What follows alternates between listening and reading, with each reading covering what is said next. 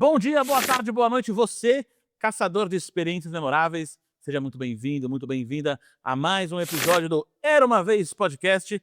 Podcast que só é possível, claro, com apoio, ideação, ajuda, ferramentas, local da Era, a empresa que melhora a experiência do seu colaborador, impactando a experiência do seu cliente, por meio de plataformas, softwares e muito mais.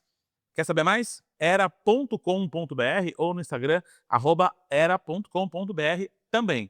No Instagram, sai lá eu, @bruno.ual, seu host, palestrante, especialista em experiência do cliente. E hoje, neste episódio do Era Uma Vez Podcast, estamos com ele, que é especialista em carreira, mas não qualquer carreira. Você já pensou em trabalhar para uma empresa americana? Ou, quem sabe, para uma empresa europeia? Pois é, o nosso convidado de hoje, ele é especialista em Global Workers, trabalhadores globais. Estamos aqui com Gustavo Sangés. Obrigado, Meu Bruno. francês tá bom, né? Você gostou? Tá ótimo, tá ótimo. Tá passando o teste. Maravilha. Gustavo, seja bem-vindo ao Era Uma Vez Podcast. E antes da gente começar, não sei se você já assistiu algum episódio alguma vez, mas se não, tá tudo certo. Nós nascemos para falar de experiência do cliente. E aí a gente descobriu que esse tema ele é muito mais amplo e a gente deveria falar sobre outras coisas que estão ali em volta desse tema. E a gente prioriza muito também a experiência do nosso convidado. E é por isso que a gente tem para você, para que você lembre da gente, um mini Gustavo para você Legal. colocar aí na sua estante, na sua mesa de trabalho, para que você lembre da gente, lembre desse momento que espero que seja agradável hoje. Muito obrigado. Minhas filhas vão adorar. Maravilhoso. E lascou. Aí embaixo tem o nome da pessoa que faz também, então se quiser contratar mais, pode pedir aí, porque elas vão ficar com inveja. Vão brigar. Gustavo, mais uma vez, obrigado pela sua presença. Se quiser deixar ele aqui do ladinho da sua caneca, Tá que aí ótimo. o mini Gustavo assiste o podcast também. Gustavo, antes de tudo, como que veio essa ideia de primeiro ser mentor de carreira, que é uma coisa que a gente vê aos montes no LinkedIn, mas aí com esse detalhe, com essa especialização em Global Workers. Como é que você caiu nesse mundo? Perfeito. Ótima pergunta. Eu venho dessa indústria, então, antes de eu passar para o lado, vamos dizer, do candidato ou do profissional, eu estava do lado de cá, do lado das empresas que buscam profissionais para trabalharem de forma remota para clientes estrangeiros. Então, foram mais ou menos 15 anos. Eu comecei nesse mundo corporativo 2009 para 2010, ou seja, bem antes da pandemia. As empresas mais inovadoras do mundo já percebiam esse talento no brasileiro, então elas já contratavam profissionais para trabalharem dessa forma. E aí eu condensei essa minha experiência porque eu vinha sendo muito solicitado por profissionais, por amigos, filhos de amigos, para dar um direcionamento na carreira deles. E aí eu resolvi transformar isso num livro e numa mentoria. Maravilha. É diferente você falar de Global Workers, vamos usar em português aqui, trabalhador global, de nômade digital, que é uma história que é uma venda de sonho, né? Ah, não, eu vou viver 1 ano em Portugal, depois 2 meses na Espanha, depois mais 1 mês no Brasil. Qual que é a diferença conceitual desses 2 termos? Boa, sua pergunta está na primeira parte do meu livro, que é uma pergunta muito, muito feita. Existem algumas coisas em comum entre os dois. São profissionais que ganham em dólar, têm flexibilidade de tempo e liberdade geográfica. A diferença do Global Worker, que aliás é um termo que ainda não está totalmente sedimentado, tá? É um termo que algumas empresas estão usando, o mercado começa a usar, para definir esse perfil desse profissional que trabalha do seu próprio país para uma empresa estrangeira. Então a diferença está aí para o nômade digital. O nômade digital, além de ter flexibilidade, liberdade de ganhar em dólar, ele prioriza mobilidade. Ele quer ter experiências em diversos lugares diferentes. O Global Worker, pela minha experiência e por pesquisas que foram feitas, é um profissional que está no Brasil ou no seu próprio país, seja um outro país da América Latina, Colômbia, Chile, porque ele valoriza a proximidade com a família, com os amigos e valoriza especialmente ganharem numa moeda forte, dólar ou euro, por exemplo, e ter o custo de vida de alguma cidade brasileira, que pode ser uma cidade grande, ou pode ser, inclusive, muitos profissionais vivem em cidades menores ou até no interior. Isso é uma baita vantagem, né. A gente estava conversando aqui, se pensar em um salário ok nos Estados Unidos, $5.000. $5.000, você acho que Incrível. você vive bem até em grandes cidades americanas. Você consegue viver em Orlando, a cidade que é a primeira que passa pela minha cabeça. Mas aqui no Brasil a gente está falando de R$ 25.000 pelo menos. 30. Você está em um outro patamar de capacidade de compra, de poder de compra e tudo mais.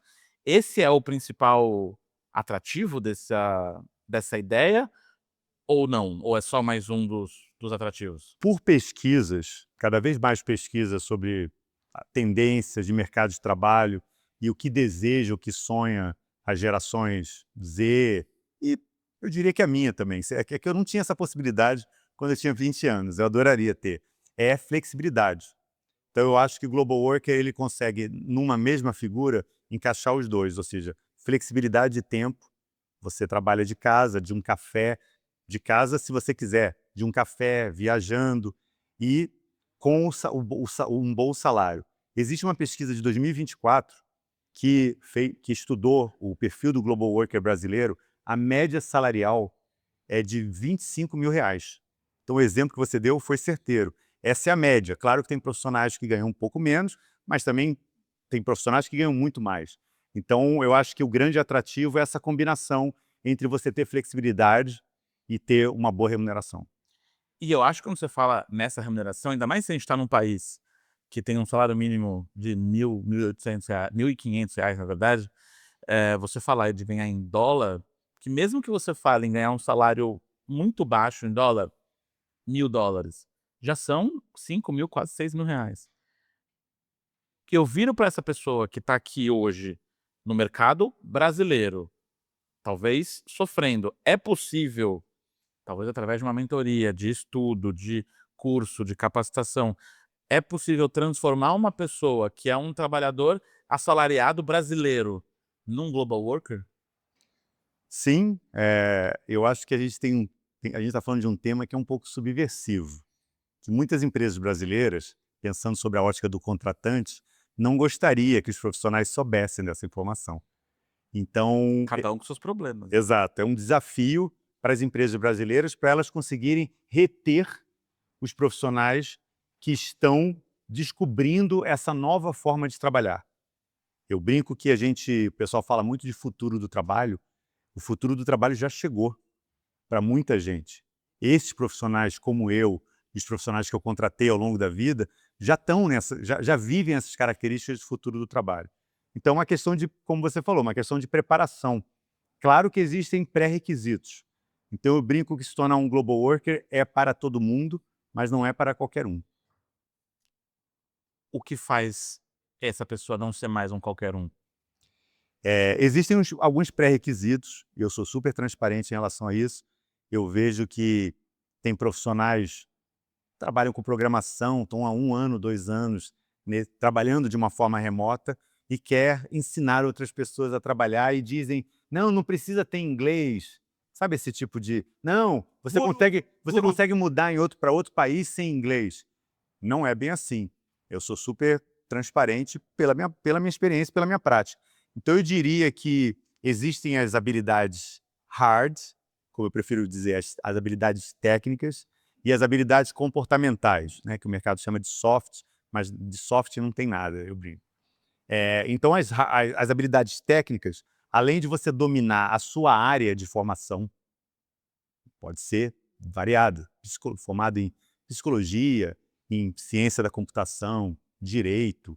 A graduação cada vez conta menos nessa construção de carreira. É muito mais as habilidades e as experiências que você tem. Então, além de você dominar a sua área de atuação, você tem que dominar um idioma estrangeiro, que é o idioma internacional de negócios, que é inglês.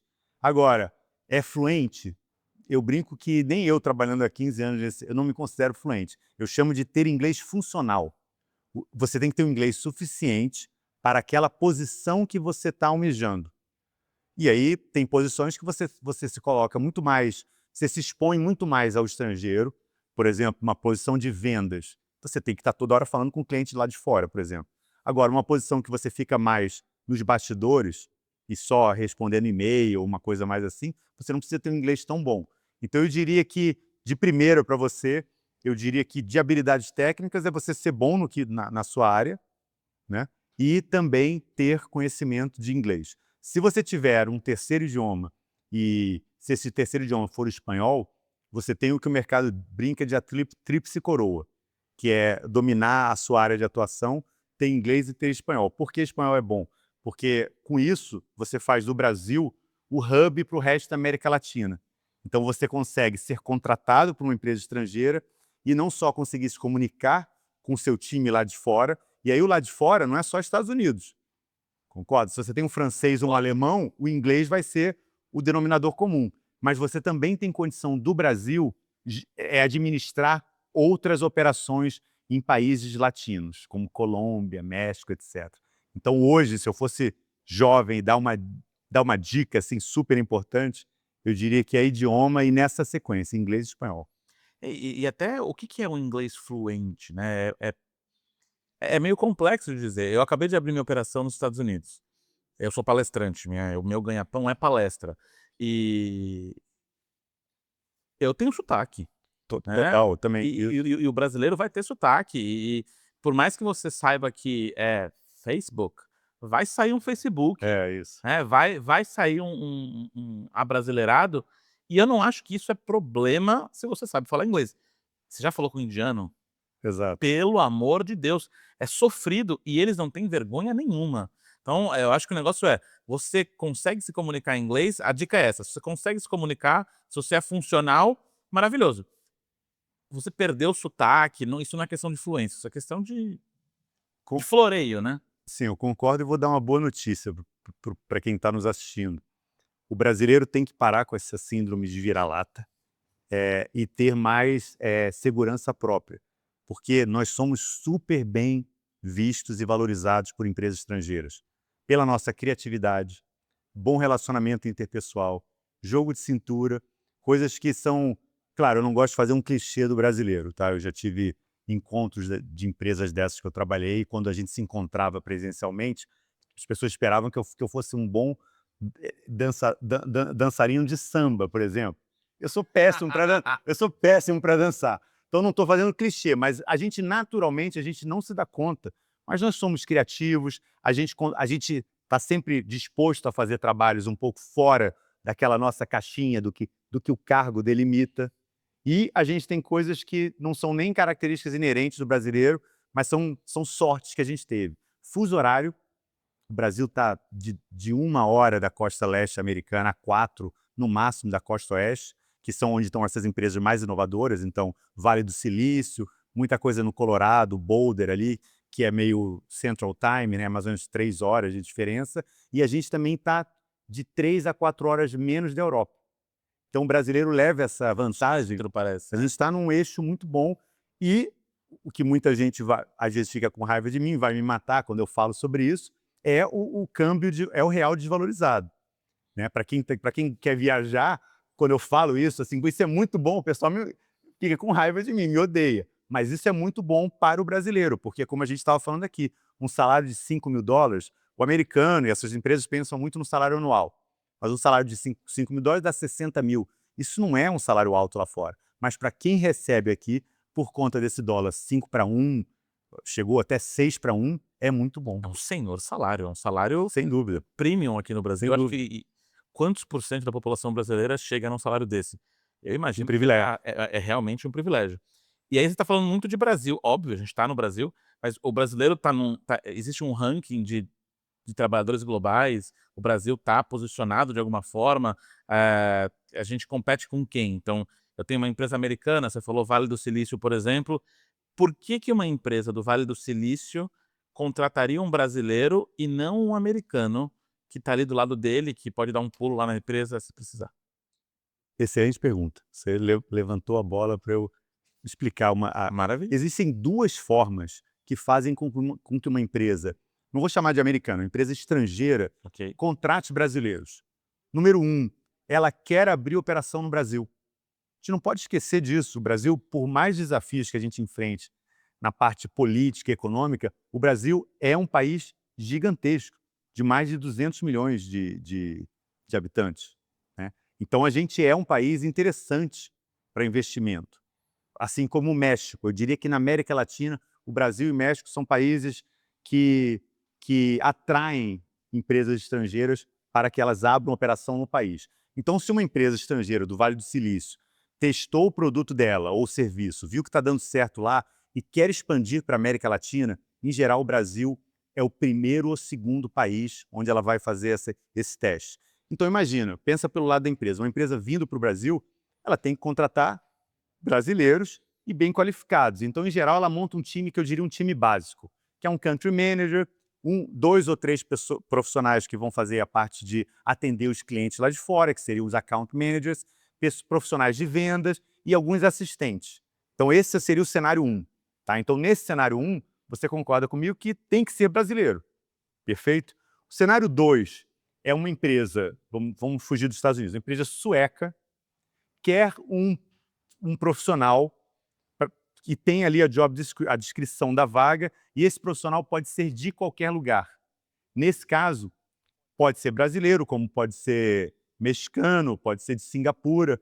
Nesse caso, o brasileiro compete com outras nacionalidades e, mesmo assim, a gente tem vantagens por conta do custo e de tudo isso que eu falei, a nossa criatividade, jogo de cintura, a disponibilidade para trabalhar para empresas de fora. Então, assim, o talento brasileiro, ele é exportável nesses 2 cenários. E ele ganha vantagem em relação a outras nacionalidades. No caso 1, não tem nem o que questionar, tem que ser brasileiro. E no caso 2, há uma concorrência, vamos dizer, global, e eu vejo os profissionais brasileiros sendo contratados, muitos, para esse tipo de projeto, que é um projeto que nada tem a ver com o Brasil, como foi o exemplo de uma empresa sueca, por exemplo, e mesmo assim o brasileiro é bem valorizado e querido. Nesse cenário, e aí uma dúvida sincera, primeira coisa que passou pela minha cabeça, você falou de abrir operação, eu tenho um country manager, eu tenho uma equipe, e eu consigo pensar em várias empresas que atuam assim. Então, é um pequeno escritório de uma empresa de fora, você tem o presidente dessa pequena operação, mas esse cara não teria um CNPJ brasileiro que paga em real? Boa pergunta. Não, é muito comum no mercados mais maduros, como os Estados Unidos, eles, antes de decidirem fazer esse investimento que constitui o CNPJ, não é só constituir o CNPJ, você tem que ter escritório de contabilidade, advogado, você está passível de um monte de tudo, né? É muito comum, e hoje é um modelo de expansão global, você usar uma empresa como essas que eu trabalhei ao longo desses 15 anos para fazer essa intermediação dos profissionais. Então, é uma empresa que quer testar o mercado.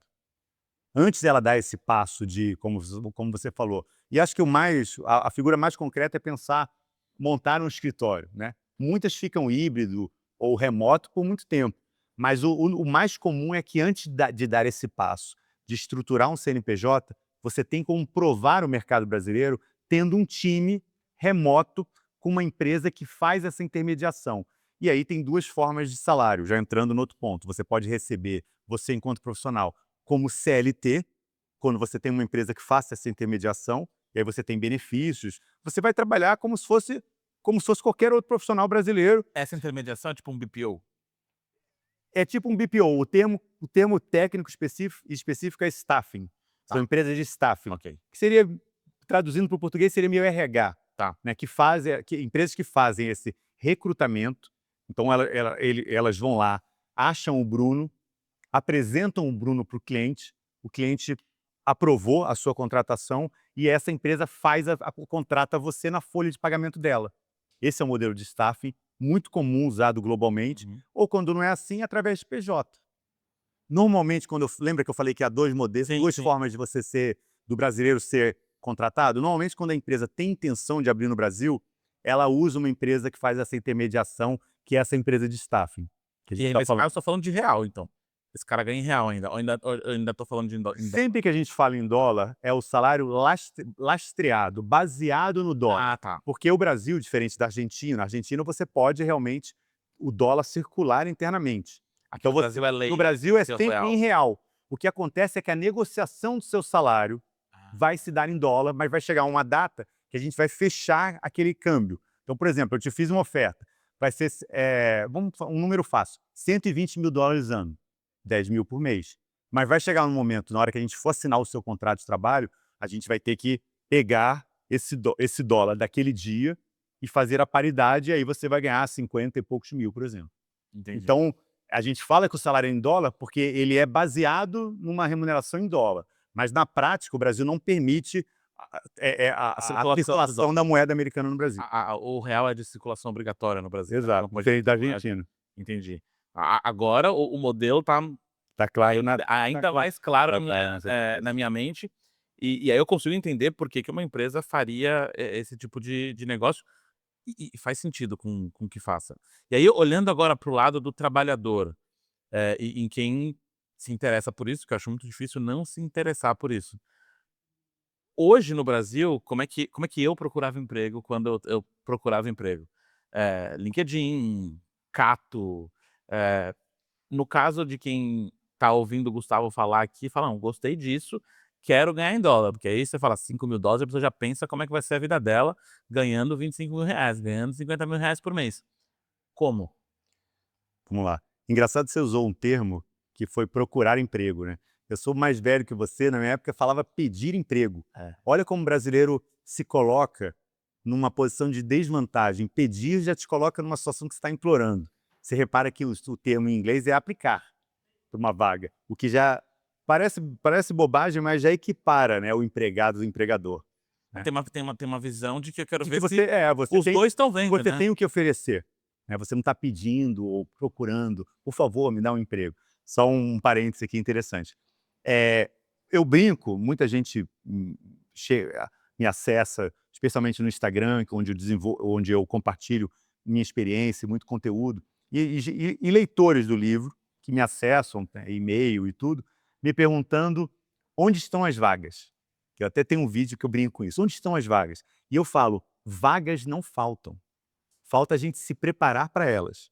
Então, inspirado por essa dúvida, eu acabei criando uma lista de mais de 50 empresas que a gente chama de job board, né, que são as empresas que disponibilizam as vagas. Então, além do link, vamos começar pela empresa mãe, que todo mundo que está no mundo corporativo tem conta, LinkedIn. No LinkedIn, se você aplica os filtros certos, você tem muitas vagas remotas para empresas estrangeiras lá. Mas o LinkedIn não é só isso, concorda? O LinkedIn trabalha com empresas tradicionais, vagas locais, mas existem sites específicos que se especializaram em só disponibilizar e compartilhar vagas remotas. São empresas, como eu falei, são mais de 50 empresas. Então, o desafio não é onde estão as vagas, mas o desafio é a gente entender desse mercado e se preparar de uma forma competitiva para essas vagas. Faz todo sentido. E aí, como saber não, como que eu sei se tem vaga na minha especialidade? Quais são as mais requisitadas? Eu imagino, até porque você falou de Vale do Silício, imagino que tecnologia, engenharia, ciência da computação sejam, áreas de conhecimento que estejam bastante em alta.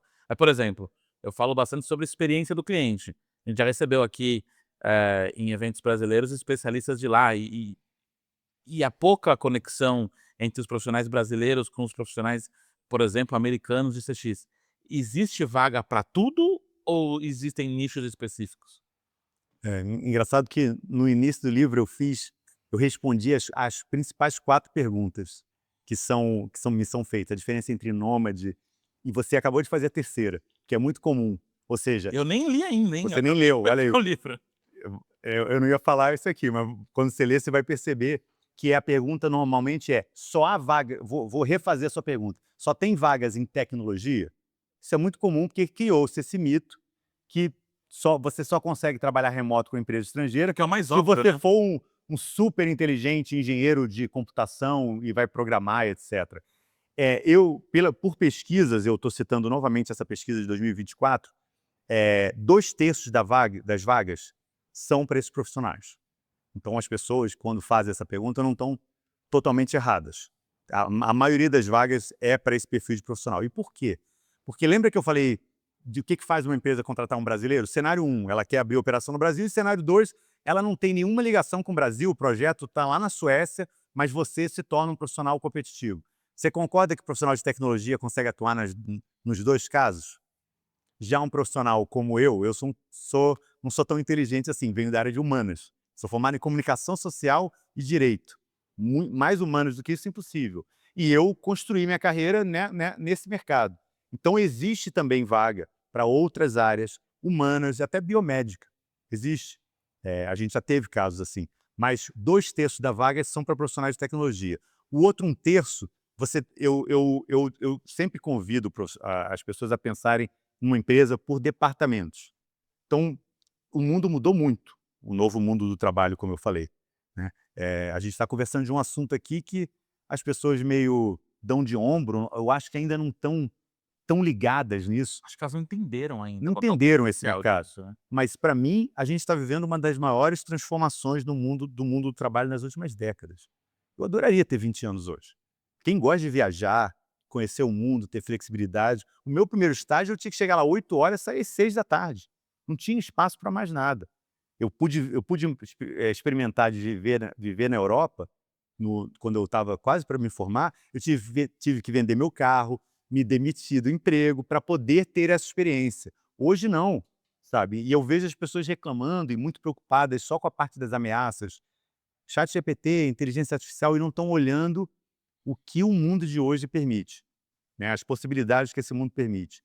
Então, voltando às possibilidades, eu acho que a gente tem que encarar uma empresa por departamentos. Eu brinco que cada departamento, em inglês, é mais comum eles chamarem de teams, teams, ou como portais. Você consegue entrar numa empresa por esses portais. Então, existe o portal para o profissional de tecnologia, que normalmente está relacionado a desenvolvimento de produto, mas toda empresa, para funcionar, precisa do quê? Vendas, atendimento ao cliente, jurídico, RH. Isso não difere do mercado global de vagas. Então, para finalizar, existem vagas para qualquer tipo de profissional. Ó, a gente tem que estar preparado, entender esses portais de entrada e se adaptar a um deles. E você citou uma área, Customer Experience, que tem muita vaga. Customer Experience, Client Management, são áreas que toda empresa estrangeira, sendo o cenário 1 ou o cenário 2, ou seja, se elas querem vir para o Brasil, elas têm que ter profissionais qualificados para atender os clientes já existentes, né? Além das novas vendas. Se você tivesse que olhar para a galera que está assistindo a gente agora, certamente brilhou o olho quando a gente fala de grana, quando a gente fala de viagem, quando a gente fala de possibilidades. Qual que é o primeiro passo? Qual que é a primeira coisa a se fazer? Quero, quero isso para minha vida. Me ajuda, me dá a mão aqui e me leva. Como? Primeiro passo, eu desenvolvi, baseado na minha experiência e na de mais de 3.000 profissionais que eu recrutei e contratei nesses 15 anos, um método, que eu chamo de método Global Worker. E pela minha experiência, o primeiro passo é fazer o que a gente está fazendo aqui, é entender o mercado. Eu vejo muitos especialistas de carreira partindo do candidato. O que é partir do candidato? Bruno, o que você sonha? Bruno, o que você deseja para você? Concorda? Mas, na verdade, a estratégia mais inteligente é a gente partir do mercado. Então, antes da gente pensar, eu quero, como é que eu faço para entrar? Primeira coisa é entender esse mercado, e é o que a gente está falando aqui. Eu acho que tem gente que quando a gente é do meio, para mim é um assunto muito comum, mas eu falo, quando eu dou palestras, quando eu vou, especialmente em universidades, os olhos dos estudantes brilham e eu vejo que eles estão ouvindo aquilo pela primeira vez. Então, eu diria que o primeiro passo é aprender o máximo sobre esse mercado de vagas globais. E aí eu vou antecipar. E o segundo? O segundo é olhar para si e entender onde as minhas habilidades e a minha experiência se adequam ao que esse mercado precisa. E aí a gente constrói as outras etapas do método. E não partir da gente para o mercado.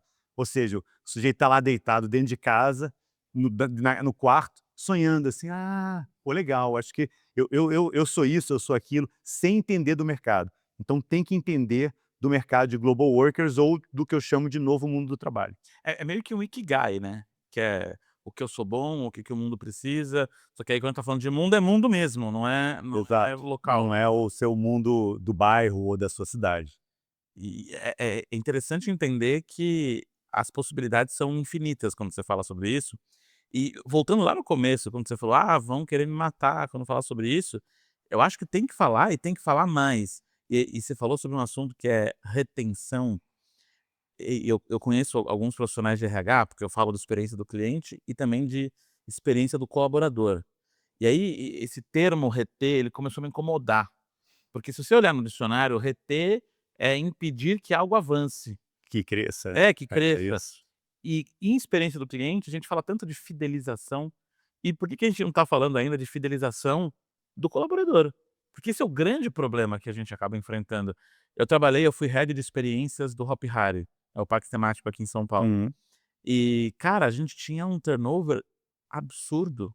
E não porque o parque era ruim, porque o parque, sim, foi revolucionado pela experiência do colaborador, experiência do cliente, mas porque é um modelo de trabalho diferente. Se trabalha sábado e domingo, seu final de Uhum. semana é terça e quarta.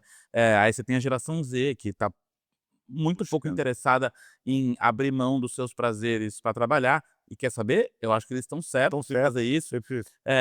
Então eu acho que é uma provocação interessante para o mercado tradicional, de ver que eles podem começar a perder trabalhadores bons para o mercado global. Você acha que as empresas brasileiras já se ligaram, ou vai ser um soco no estômago repentino quando isso começar a acontecer mais de maneira mais comum?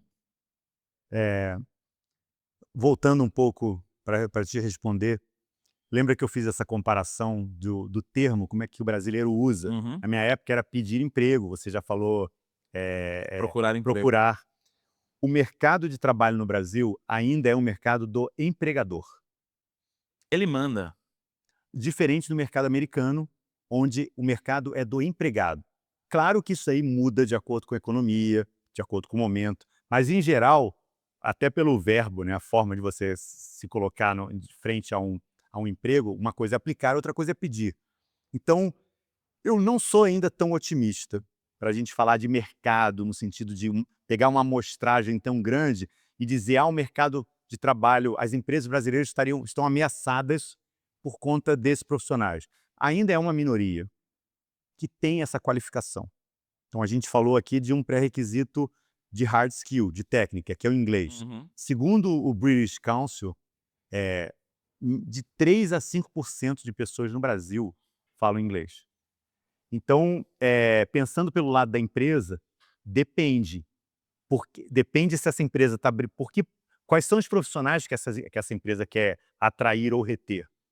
Se forem profissionais, se a gente está falando de profissionais que podem se sentir atraídos e tem interesse por eles lá fora, certamente essa empresa precisa rever suas políticas, alguns conceitos, porque ela vai começar a perder. E eu vi, a gente não, a gente recrutou profissionais que estavam empregados em algumas empresas brasileiras, que se eu te falar o nome, empresas boas. Mas quando você apresenta um pacote desse, de você ter flexibilidade, liberdade e ainda a possibilidade de futuramente ir poder provar a vida lá fora, que a gente falou que o global worker não é nômade digital, mas nada impede que ele tendo um aceite do chefe dele, do reporte dele direto, que ele vá provar a vida em outros países. Então é muito difícil para essas empresas concorrerem com essas empresas globais contratantes. Mas o mercado como um todo, que foi a sua pergunta, eu acho que o mercado, infelizmente, ainda é muito o empregador é quem dita as regras no Brasil. Minha proposta é um pouco, usando um termo da moda, empoderar os empregados e candidatos para que esse jogo fique um pouco mais equalizado. Para que eles tenham essa possibilidade, pelo menos, né. No mercado de tecnologia, pode não parecer, eu sou engenheiro. Eu sou engenheiro de computação, e eu fiz extensão fora, em Toulouse e tudo mais, e acabei indo para a área de experiência do cliente, virei palestrante e tudo mais. Mas olhando para esse mercado, que eu ainda tenho uma ligação com ele, eu já começo a ver gente reclamando de: o grande problema é que o programador não quer vir presencial. Isso. Ai, mas se eu falo para ele, eu posso oferecer o melhor salário do mundo. Se eu falo para ele que ele tem que vir para a empresa tem até um meme, né: "Não, tem que vir para a empresa uma vez por ano". Não. E sabe o que eu acho? Eu acho que tá certo, tá ótimo. É assim que tem que ser e tem que causar esse incômodo para mudar alguma coisa.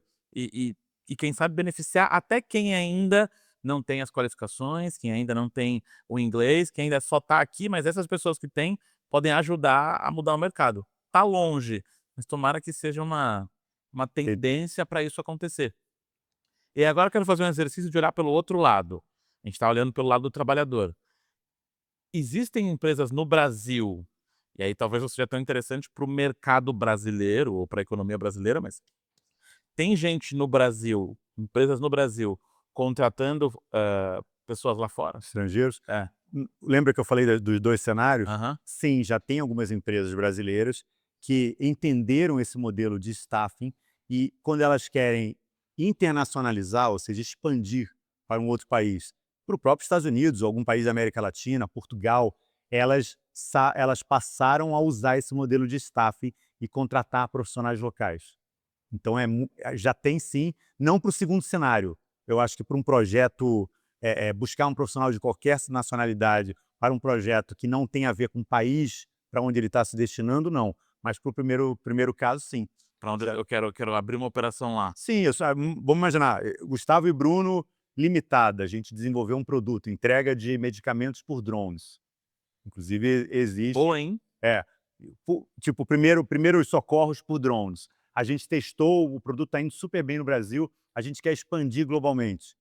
Claro que a gente sabe que existe essa possibilidade de staffing. Mas imagina, a gente quer abrir segundo país, vamos chutar, Portugal. A gente quer começar com Lisboa. A gente poderia abrir o CNPJ português. Imagina a burocracia que é. A gente fala muito do Brasil, mas a Europa, super burocrática para contratar, para demitir.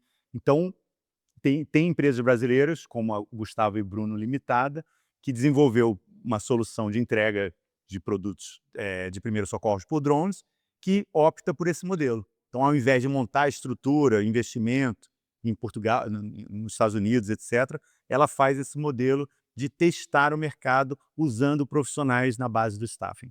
E há um limitador de porque justamente o que você falou, da nossa moeda ser a moeda mais fraca nesse elo. Então, faz sentido uma galera de fora contratar a gente aqui, porque é mais Sim, barato, exato, exato. mas daqui De para fora lá é mais raro. Sim. fica mais caro. Mas ainda assim existem empresas. Você recebe demanda de empresas daqui do Brasil para fazer isso? Ou o fluxo é imensamente maior de trabalhadores? Por não ser um modelo de contratação ainda popular no Brasil, são poucas, mas está começando a ter.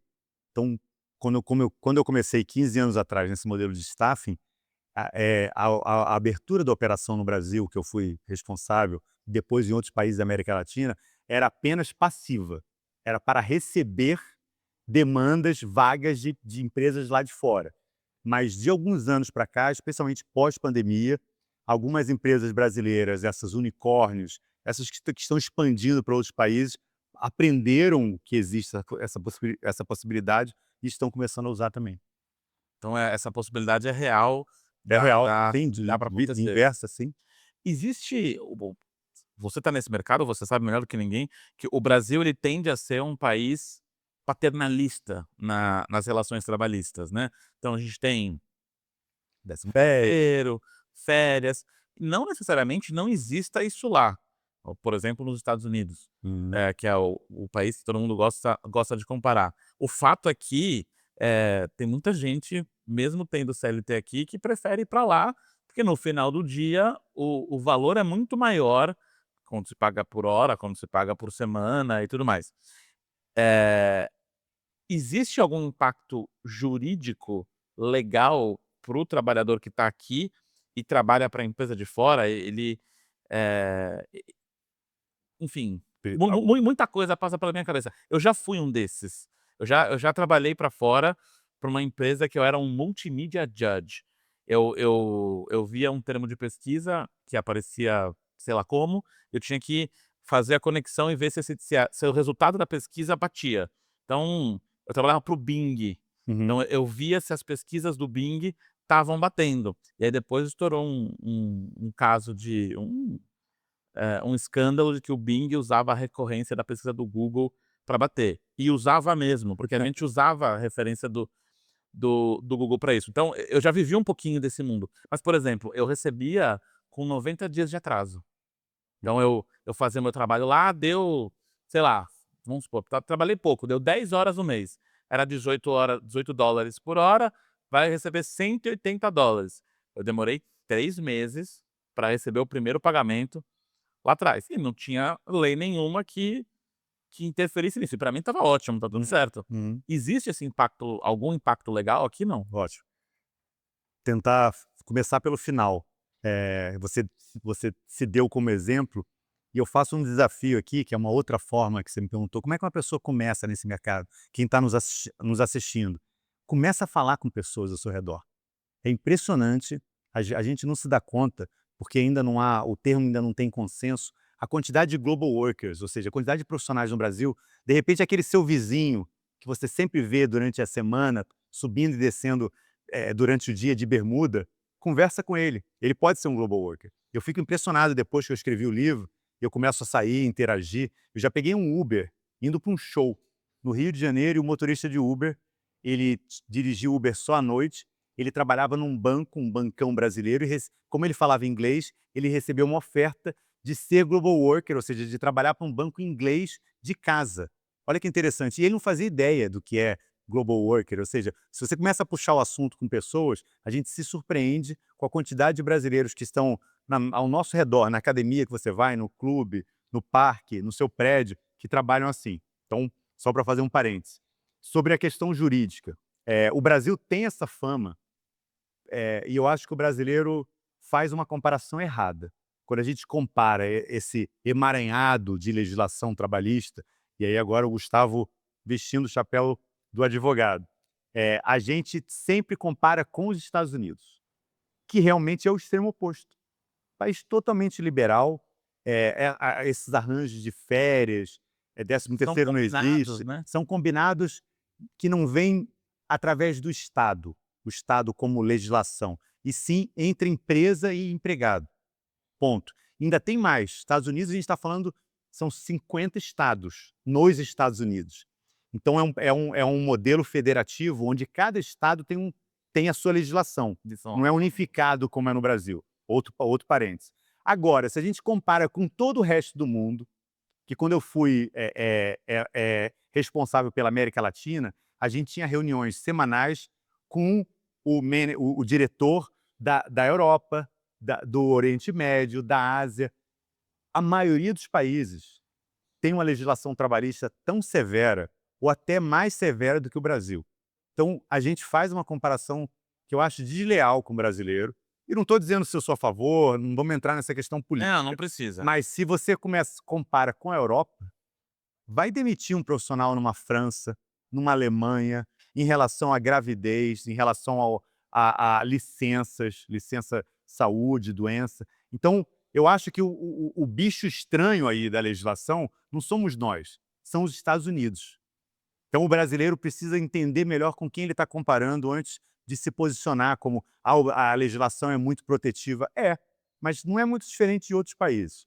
Até o Canadá, que é o parente, o primo ali americano, tem uma legislação bem protetiva em relação à legislação trabalhista. Então, os Estados Unidos é isolado mesmo. Outro ponto que eu queria entrar. O seu principal ponto, que eu falei que ia responder do fim para o início. Existem duas formas de contratação. A gente acabou falando só do CLT, que nem é a mais comum. A mais comum é uma empresa contratar um profissional através de pessoa jurídica, o famoso PJ. Tá? E aí, como é esse modelo? Você vai ter que ter a sua própria empresa, uma limitada, uma MEI, dependendo, né, do seu rendimento, do seu faturamento, e você vai faturar todo mês o seu empregador lá fora. Isso é um modelo PJ, é muito comum, especialmente nessa área de programação, e especialmente para empresas que não têm a intenção de abrir no Brasil. Lembra que eu falei dos dois modelos? Sim. O modelo CLT, eu diria que é indiferente. porque uma empresa estrangeira Tem uma contratando, CLT. ela tem que seguir as regras daqui. Então, por exemplo, boa parte dos profissionais que eu contratei na CLT, a gente tinha que cumprir o sindicato, onde esse profissional está classificado e alocado, benefícios, que muitos deles impostos, né, pelo sindicato, então o valor do ticket, você tinha ticket de refeição, plano de saúde, plano odonto, plano vida. Então esse trio de benefícios, que é vida, odonto e saúde, é muito comum nesse tipo de contratação, se for CLT. Então, a sua pergunta é super comum. Eu recebo perguntas de pessoas me questionando se precisa ter um visto específico, visto americano, se a empresa for dos Estados Unidos, visto europeu, se a empresa... Não é. Você não vai sair daqui. Você não vai sair daqui. Então, assim, não tem nenhuma peculiaridade que eu diria que você precisa se preocupar, etc. É só, claro, saber com quem você está contratando, tanto no modelo CLT, se você checar a idoneidade da empresa que está fazendo essa intermediação, tá? Isso é importante. E no PJ, muito mais. Você tem que realmente saber que a empresa está lá fora e que é uma empresa existente. Você vai conversar com outras pessoas, vai checar, para que quando você emita uma nota, a empresa demore um tempo razoável para te remunerar. Maravilha. Gustavo, a gente está chegando no finalzinho já Já? do nosso papo. É aquele momento que quando eu chegava lá na entrevista do Jô, a galera falava: "Ah, acabou, que pena". Mas antes da gente encerrar, eu queria que você deixasse uma... Você é mentor de carreira, então eu imagino que você, se tem alguém aqui interessado, fala: "Poxa, brilhei o olho nesse negócio de ganhar em dólar, de ganhar 5.000, 6.000, 7.000, 10.000 dólares por mês", imagino que a pessoa possa entrar em contato com você. Deixa uma mensagem final também com o seu Instagram, com o seu LinkedIn, de como você pode ajudar esse trabalhador a realizar os sonhos, porque eu falo muito sobre felicidade, um dos meus temas principais é felicidade, e a gente sabe que o dinheiro não compra a felicidade, mas existe um estudo da Universidade da Califórnia que prova que, o mínimo de sobriedade, o mínimo de sobrevivência, o dinheiro te dá. Então até 75.000 dólares por ano, o Exato. dinheiro traz felicidade sim. Então seja você o agente da felicidade para essa galera. Conta para eles como é que eles entram em contato com você, qual que é a sua mensagem final. Perfeito, muito obrigado. Eu acho que o primeiro passo, afinal, foram 2 anos de muita dedicação escrevendo esse livro, noites sem dormir, finais de semana. Então, assim, o que eu acho que está mais acessível a todos é o meu livro. Foi publicado pela Editora Gente, então está nas principais livrarias do Brasil. E no site da Editora Gente, da Amazon, tem versão digital, versão impressa, Kindle e versão impressa. O nome do livro, Global Workers, Escolha Seu Melhor Futuro. Pesquisando assim, você vai chegar lá. Então, acho que o primeiro passo é o livro eu compartilho tudo que a gente está falando aqui, como funciona esse mercado, quais são as habilidades necessárias, as habilidades técnicas, as habilidades comportamentais, como é que você desenvolve essas habilidades e o método, o passo a passo, o que você precisa fazer para sair desse ponto A, desse ponto 1, que é você não entender nada do mercado, e sonhar ou desejar, até você estar apto a aplicar para as vagas que você gosta. Então, eu acho que o primeiro passo é o livro, e combinado também com... Pode me encontrar no LinkedIn e no Instagram através do meu nome, Gustavo Senges, Senges, e eu estou disponível lá, e eu adoro falar desse assunto, então vai ser um maior prazer. Vou pedir para galera da edição colocar aqui embaixo o seu Instagram e o seu LinkedIn e, claro, mostrar o livro, né. Essa aqui é a capa do livro. Editora Gente, né, não tem muito o que falar, todo mundo É, conhece. E, bom, se tá na Editora Gente, qualquer aeroporto, qualquer livraria de shopping do exato. Brasil inteiro você vai encontrar. É isso, consegui realizar, né, todo mundo diz que você tem que ter o filho, plantar uma árvore, faltava para mim o livro, eu consegui com muito orgulho e muita dedicação. Maravilha. Gustavo, mais uma vez, obrigado Obrigado, é um pela sua prazerzão, presença. foi muito bom. Um prazer conhecer mais sobre esse assunto e que se tornou algo que pode realmente ajudar as pessoas e realizar sonhos. Espero que mais e mais trabalhadores, consigam, por meio da sua mentoria, por meio do seu livro, consigam atingir esse resultado. Muito obrigado. Obrigado a você, Bruno, foi ótimo. Você que nos acompanhou até aqui mais uma vez em mais um episódio do Era Uma Vez Podcast. E aí, rola trabalhar para uma empresa americana, quem sabe sueca, Uhum. não sei, em Portugal, tá aqui todas as informações na sua mão. Procura o Gustavo lá no LinkedIn ou no Instagram e muda sua carreira, muda sua vida, que muitos sonhos podem estar batendo à sua porta. Nesse episódio do Era Uma Vez Podcast, falamos com o Gustavo Sangés e, claro, esse podcast é um oferecimento da Era, a empresa que melhora a experiência do seu cliente por meio de melhorar a experiência do seu colaborador. Quer saber mais sobre a Era? www.era.com.br, no Instagram, @era.com.br. Não deixa de me seguir também no Instagram, bruno.ual, e compartilha esse vídeo aqui, bota no seu Instagram, mostra pra mãe, do papagaio, pro cachorro, pra todo mundo. Segue a gente e até o próximo episódio.